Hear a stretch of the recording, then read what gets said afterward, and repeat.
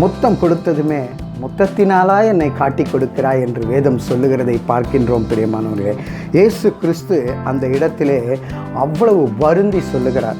பிரியமானவர்களே, காட்டி கொடுத்த பிறகு அந்த காசு அவன் இடத்துல நிற்கலைங்க.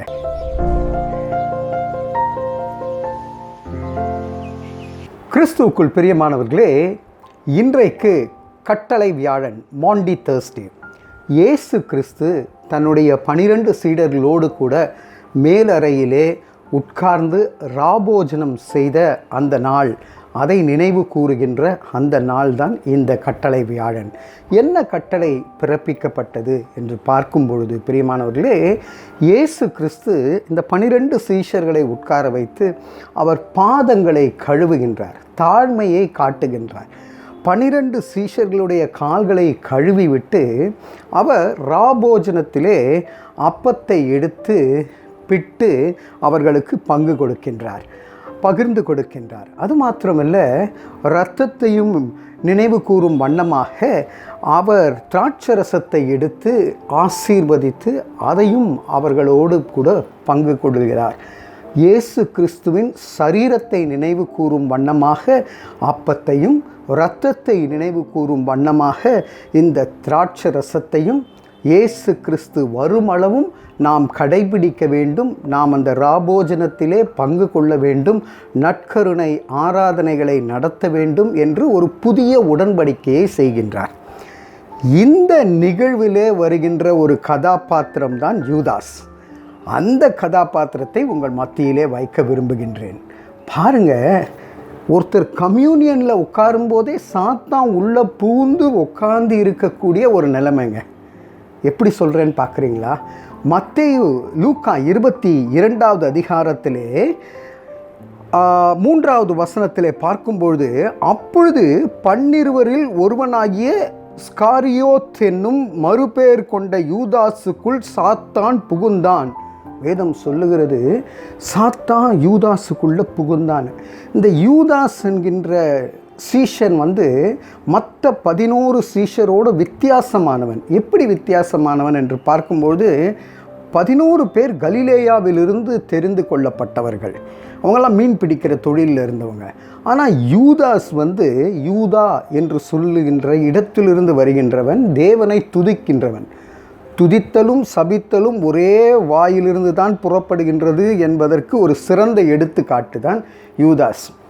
ஸ்காரியோத் என்கின்ற ஒரு ஊரிலிருந்து வருகின்றபடியினாலே யூதாஸ் ஸ்காரியோத்.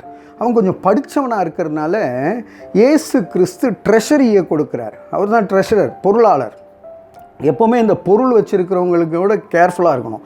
ஏன்னா அவங்க எண்ணமெல்லாம் எப்போவுமே ட்ரெஷரியிலேயே இருக்கும். எவ்வளோ காணிக்க வந்துச்சு, எவ்வளோ இது பண்ணுறாங்க, இப்படியே பணத்திலேயே குறியாக இருக்கவங்க. பண ஆசை எல்லா தீங்குக்கும் ஒரு விளைவாக இருக்கின்றது என்று வேதம் சொல்லுகிறது. அதுதாங்க இவருக்கும். இவர் அந்த அம்மா மகதலேனா மரியாள் தைலத்தை பூசும்பொழுது கூட, இவ்வளோ காசு கொடுத்து இந்த தைலத்தை இங்கே ஊற்றுறியேம்மா, அந்த காசு கொடுத்துருந்தா நான் ஏழைங்களுக்கெல்லாம் கொடுப்போம்னு காசையே கண்ணோட்டமாய் வைத்து வாழ்ந்து கொண்டிருக்கின்றார். பார்க்கும்பொழுது இந்த பிரதான ஆசாரியர்கள் இவங்கள்லாம் இயேசுவை எப்படி பிடிக்கலான்னு இவங்க சிந்திக்கும் பொழுது, எவ்விதமாய் செய்யலாம் என்று வகை தேடும் பொழுது பிசாசு இவனை பிடித்து கொள்ளுகிறான். 4வது வசனத்திலே அவன் சொல்கிறான் பாருங்கள், லூக்கா 22:4, அவன் பிரதான ஆசாரியர்களிடத்தில் சேனை தலைவர்களிடத்திலும் போய் அவரை காட்டி கொடுக்கும் வகையை குறித்து அவர்களோட ஆலோசனை பண்ணான். அவங்கெல்லாம் சந்தோஷப்பட்டு 30 வெள்ளிக்காசுக்கு பேரம் பேசுகிறான். பிரியமானவர்களே, இயேசு கிறிஸ்து அந்த பந்தியில் உட்காந்து அவர் சொல்கிறாரு, என்னை காட்டி கொடுக்குறவன் இங்கே தான் இருக்கான். வாழ்க்கையில் ஒன்று புரிஞ்சுக்கோங்க, நம்ம காட்டி கொடுக்குறவங்க, நம்ம பின்பாக குத்துறவங்க, நமக்கு துரோகம் செய்கிறவங்க எங்கேருந்தோ வானத்துலேருந்தெல்லாம் குதித்து வரலைங்க. நம்ம கூட இருக்கிறவங்க தான் காட்டி கொடுப்பாங்க. நம்ம பந்தியில் உட்காந்து இருக்கிறவங்க தான் நம்ம பற்றி குறை சொல்லுவாங்க. அப்படி தான் யூதாசும். அப்போ சொல்கிறாரு இயேசு கிறிஸ்து, இவன் பிறக்காத இருந்தால் நலமாக இருக்குமே என்று சொல்லி. அப்போது எல்லாரும் நானான்னு கேட்கும்போது யூதாசும் கேட்குறான், நானா அப்படின்னு, உனக்கே தெரியுமேடா அப்படின்னு சொல்லி. கெத்செமனே தோட்டத்துக்கு இவங்கெல்லாம் கிளம்பி போகிறாங்க. போகும் பொழுது அந்த இடத்திற்கு யூதாஸ் வரும்பொழுது இயேசு கிறிஸ்து எப்படி தெரியுங்களா அழைக்கிறாரு? வேதம் சொல்லுகிறது மை ஃப்ரெண்ட் என்று அழைக்கிறார், சிநேகிதனே என்று சொல்லி அழைக்கிறார். முத்தம் கொடுத்ததுமே முத்தத்தினாலா என்னை காட்டி கொடுக்கிறாய் என்று வேதம் சொல்லுகிறதை பார்க்கின்றோம். பிரியமானவர்களே, இயேசு கிறிஸ்து அந்த இடத்திலே அவ்வளவு வருந்தி சொல்லுகிறார். பிரியமானவர்களே, காட்டி கொடுத்த பிறகு அந்த காசு அவன் இடத்துல நிற்கலைங்க. அவன் போய் தேவாலயத்தில் வீசுகிறான் அந்த காசை. அப்போது பரிசேயர்கள் கூட அந்த காசு இரத்தக்கரை படிஞ்சதுன்னு சொல்லி அதை கூட நம்ம காணிக்கையில் போடக்கூடாதுன்னு அதை அடக்கம் பண்ணுறதுக்காக ஒரு நிலத்தை வாங்கலாம். அந்த நிலம் பேர் ரத்தம் சூழ்ந்த நிலமாக இருக்கிறது என்று வேதம் சொல்லுகிறது. யூதாஸ் எப்படி இறந்தார் என்று பார்க்கும்பொழுது அவன் நாண்டு கொண்டு செத்தான், சூசைட் பண்ணிட்டான். ஆனால் அப்போஸ்தலர் 1 அதிகாரம் 18வது வசனத்திலே அவன் மேலிருந்து கீழ் விழுந்து குடல் சரிந்து செத்தான். அப்போ எப்படிங்க 2 விதமாக சாக முடியும் அப்படின்னு கேட்கலாம்.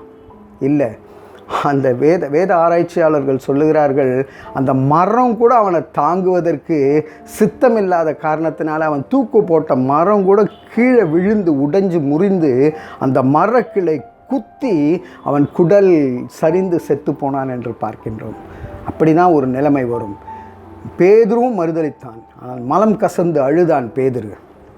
யூதாஸ் மறுதலித்தான், காட்டி கொடுத்தான், முத்தத்தினால் காட்டி கொடுத்தான். சாத்தான் உள்புகுந்தபடியினாலே எல்லா தீமையான காரியங்களையும் செய்து மனம் வருந்தாமல் தன்னை மாய்த்து கொண்டான். இன்றைக்கு நாம் கற்றுக்கொள்ளக்கூடிய ஒரு மிக முக்கியமான பாடம், பண ஆசை எல்லா தீங்குக்கும் ஒரு விளைவாக இருக்கின்றது.